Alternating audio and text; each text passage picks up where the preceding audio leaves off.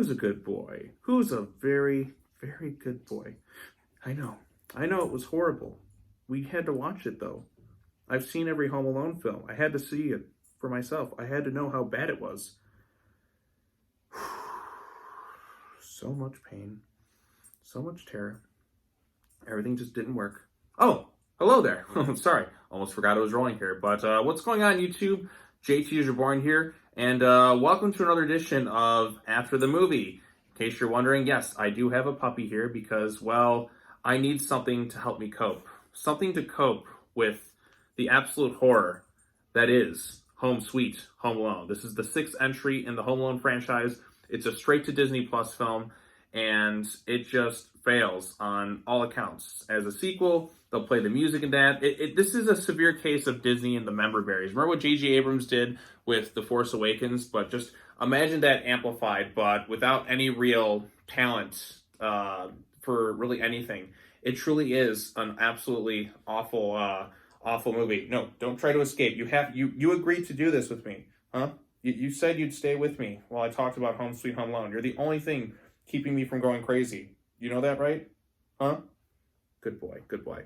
Yeah, so Home Sweet Home Alone is the 6th entry in the series. It's the only film to really feature any returning cast members from the first two films, with Devin Rattray reprising the role of Buzz McAllister. And he only just shows up for a brief cameo that's pretty much just non-existent. Like, the movie literally stops at one point, and there's no, like, payoff to anything that happens with Buzz. Like, he shows up, and then he just stops to tell the audience, hey, remember my brother Kevin in the first two films? Don't you wish you could be watching those? And then it just kind of goes like that. This is a very cynical, type movie. They'll replay music from the first two films, like, at inappropriate times that doesn't really feel fitting. You have, like, traps that are admittedly better than the 4th and 5th film, because the original Home Alone 4, it's a very confusing film. Like, the continuity makes absolutely no sense. That was an ABC Family, like, original movie, and that one was quite atrocious. In fact, I'd say Home Alone 4 is probably the worst of the bunch. And then you had Home Alone 5, which was the Holiday Heist, which was just such a nothing movie. I remember watching that once when it aired on TV.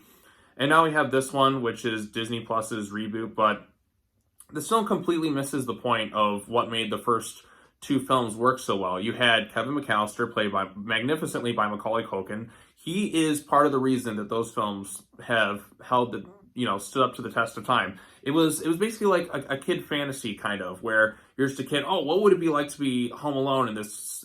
What would it be like to go on vacation by myself? Like, you got to live every kid's dream, but he still was a likable character. He could be a little shit, but he still was likable, and you could really get the sense that this kid was a bit of an outcast from his family. You really felt for it, and you really felt for the connection between him and his mom. But on top of that, it was directed well. Chris Columbus knows how to direct. He's made so many good films. He's made that. He's made the first two Harry Potter films. So Chris Columbus actually knew how to direct. And plus, you had two really funny villains with Harry and Marv.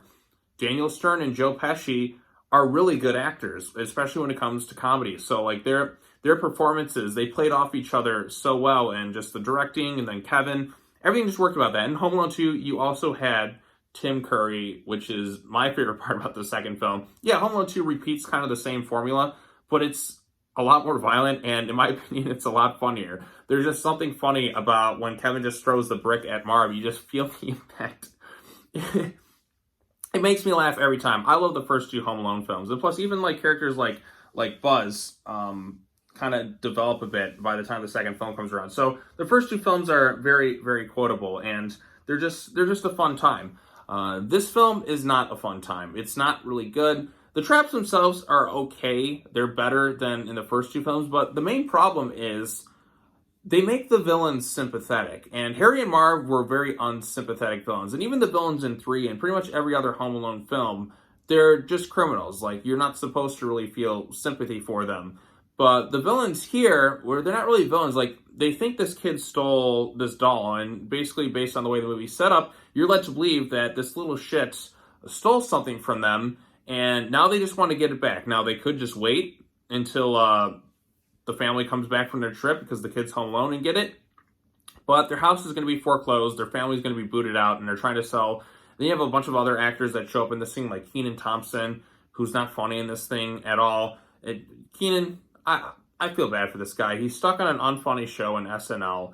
And, well, I mean, he's the longest running cast member. He's just like, okay, I got a good gig. I'm just not going to go out and do other things. And when I do, I'm going to do something bad like Home Sweet Home Alone. So, yeah, the burglars you're supposed to feel kind of sympathy for. So when this kid is putting these people through these horrific traps, you're not going to be laughing. Like, you've spent all this time crafting sympathy for these two burglars, and they're pretty much the main focus of the movie. You don't really have a good time to really care for this other kid, Max, who's just not really funny or doesn't have the charm of Macaulay Culkin did. Like, Macaulay Culkin in the first two Home Alone films was really, really good. Like, he really wins you over with his performance in those films. He's really likable. Like I said, he is a bit of a little shit, but he still has a heart of gold at that point. So Kevin is just likable in those first two films.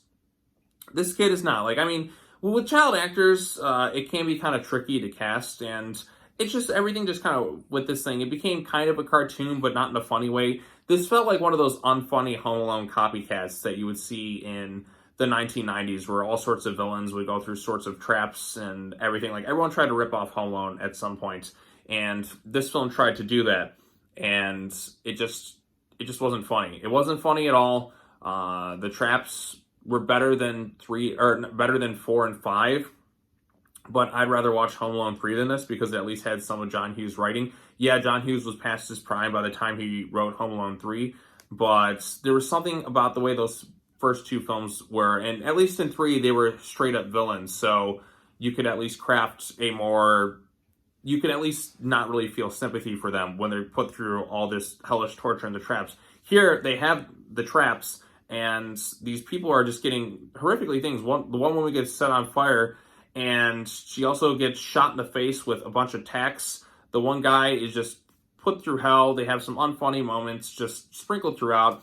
You got the sense that these were actors who could be funny in other things, but they were trying too hard, and nobody comes out looking strong in this movie. I guess maybe Buzz, but like, he's just kind of sitting there for like a minute, and he just tells the audience, hey, I was in the first two films. Hey, here's my cameo, just to kind of connect this to the first Home Alone. You're not going to see Kevin in this thing. You're not going to see the person you want to see, but you're just going to get stuck with Buzz for a brief little cameo. And it just, by the end of this thing, I just left myself facepalming. Even the kid, like, after all these hell these two people go through trying to get this doll, you find out that the kid didn't really steal this doll, and then it was just a complete misunderstanding. That's this whole movie. It's just a bunch of misunderstandings.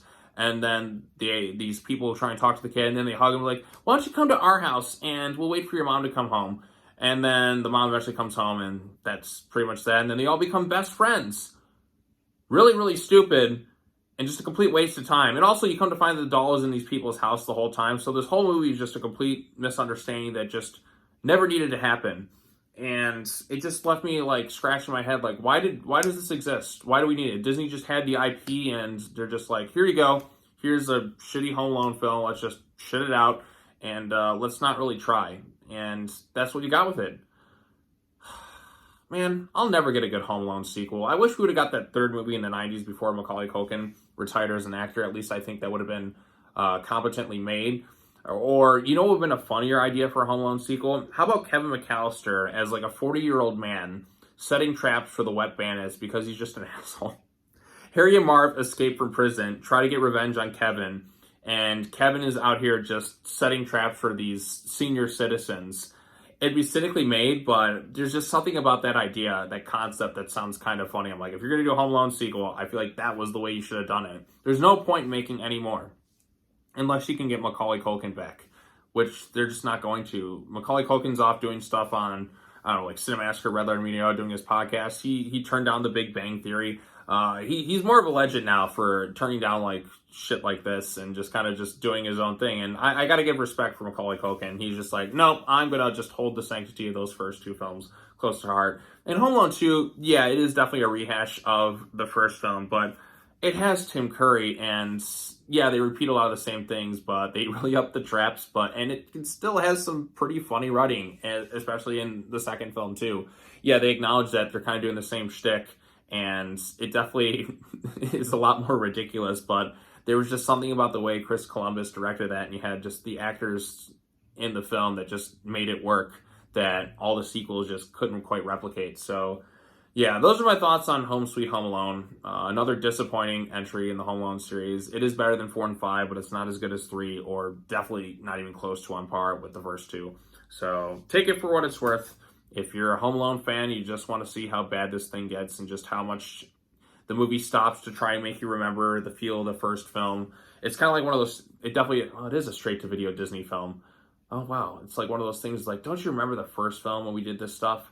Yeah, I remember. I remember it being good in the first 2 films, just not here. So, all right, well, that's all I have to say. Thanks for watching. If you saw Home Sweet Home Alone, tell me what you thought of it in the comment section down below.